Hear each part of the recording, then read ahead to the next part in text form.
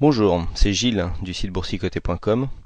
Voici l'analyse technique des principales paires de devises du marché Forex ainsi que l'or et le pétrole pour le marché des matières premières. Aujourd'hui sur l'euro-dollar. L'euro-dollar, suite à la sortie de cette zone de consolidation, ici nous avions une cassure que nous avons confirmée avec cette résistance qui est devenue support.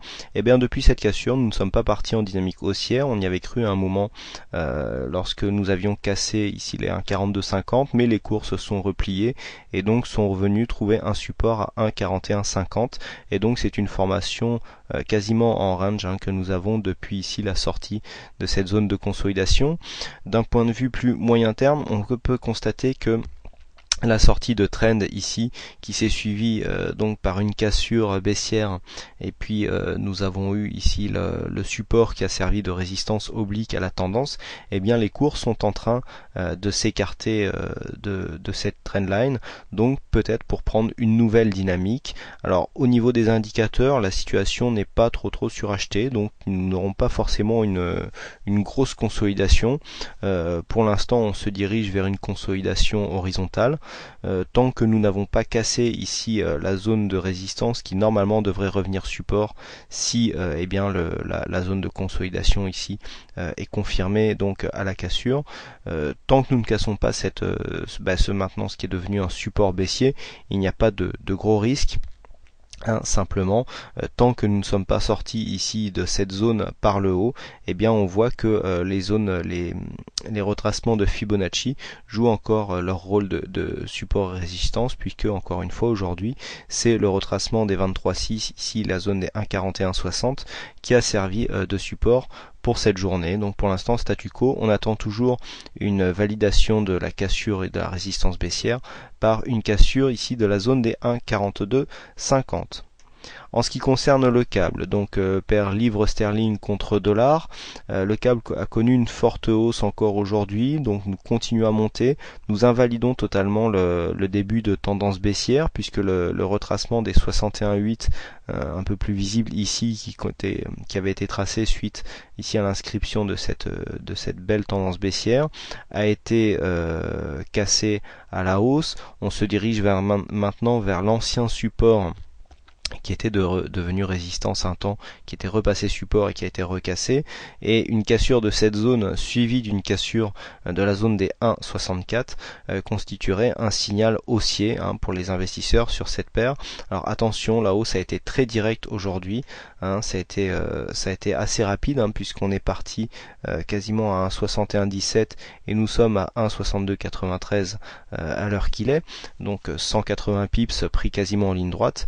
De ce fait, les indicateurs sont fortement surachetés. On voit ici le MACD qui a une grosse amplitude qui est montrée très rapidement, stochastique et RSI qui se trouvent en zone de surachat. Donc attention à l'approche de cette résistance, on devrait avoir un mouvement de consolidation. On passe tout de suite à la paire dollar-yen. Paire dollar-yen donc qui commence à se calmer et on voit que la tendance que nous avons tracée hier, à savoir ce support haussier que nous avons là avec sa droite parallèle qui correspond à la résistance, eh bien a été respectée aujourd'hui, puisque si nous nous rapprochons, eh bien nous pouvons constater que la droite que nous avions tracée hier, donc à peu près à cette heure-là, eh bien a été suivie, puisque vous voyez, elle a fait office de support avec un point bas qui est venu se mettre exactement sur ce support, et là juste une très légère attaque, mais les cours ont facilement été réintégrés. Et alors pour valider ici la continuité de tendance, nous avons cassé une zone de support mineur à 84,50 puisque c'était une ancienne zone de résistance qui avait été confirmée d'ailleurs dans la nuit. Et puis là en fin de journée, donc cet après-midi, nous avons cassé cette zone et là nous le voyons sur cette bougie. Pour l'instant, la cassure est totalement validée puisque cette zone de résistance est devenue support, donc overlap en formation, c'est un signal haussier. Là, il peut y avoir des positions à prendre puisque nous avons des indicateurs. Nous avons un stochastique qui est un peu haut, le RSI aussi qui est assez haut. Par contre, au niveau du MACD, on voit que nous sommes dans une phase plutôt haussière, donc on peut jouer la continuité de mouvement sur le bas du trend à partir du moment où donc le mouvement technique est respecté. Si on sort du trend, eh bien on pourra venir stopper, mais on a plus de chances ici de venir rejoindre le haut du trend, donc pour rester dans la dynamique, que de sortir. A priori la tendance ici est vraiment bien haussière.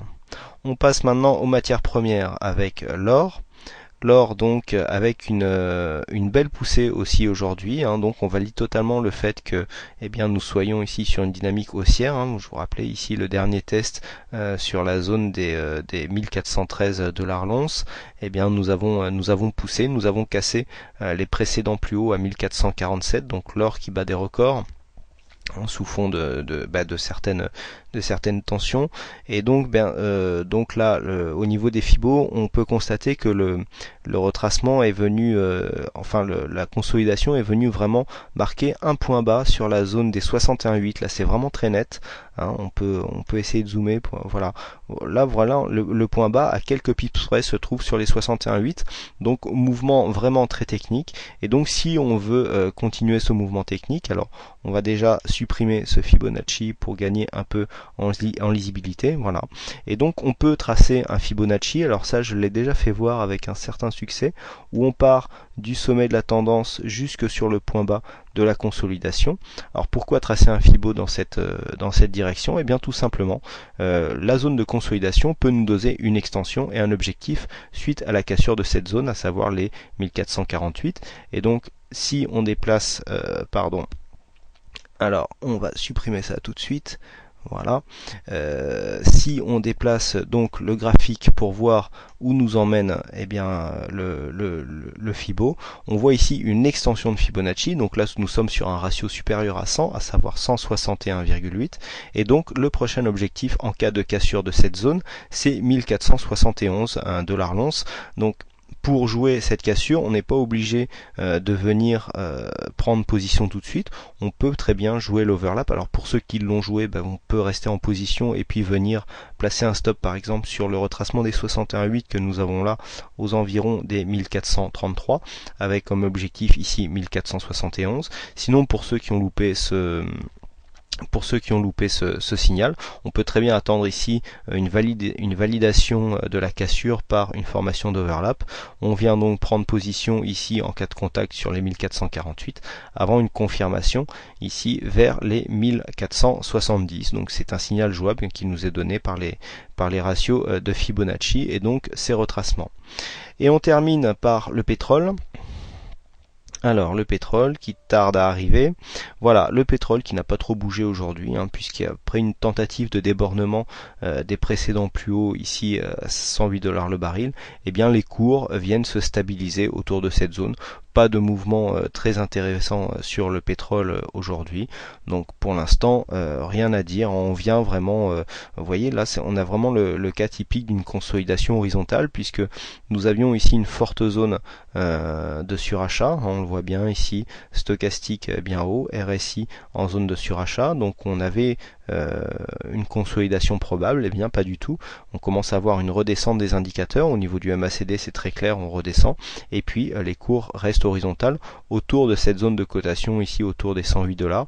C'est ce qu'on appelle une consolidation à plat, c'est-à-dire que suite à cette phase de hausse, il y a des échanges qui font que les cours ne redescendent pas. C'est en général un signe de continuité à la hausse, hein, puisque suite à une belle hausse comme ça, ceux qui prennent leurs bénéfices sur ces zones de cotation sont aussitôt rachetés par des investisseurs qui veulent rentrer sur le marché et donc profiter d'une continuité de la tendance.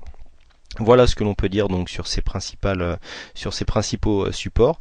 Il ne me reste plus qu'à vous remercier à toutes et à tous pour votre fidélité, pour vos nombreuses visites sur le site boursicoté.com. Vous êtes de plus en plus nombreux à regarder cette vidéo Forex et je vous en remercie. Donc je vous souhaite une bonne soirée, bonne chance dans votre trade et je vous donne rendez-vous dès demain pour de prochaines analyses vidéo. Bonsoir.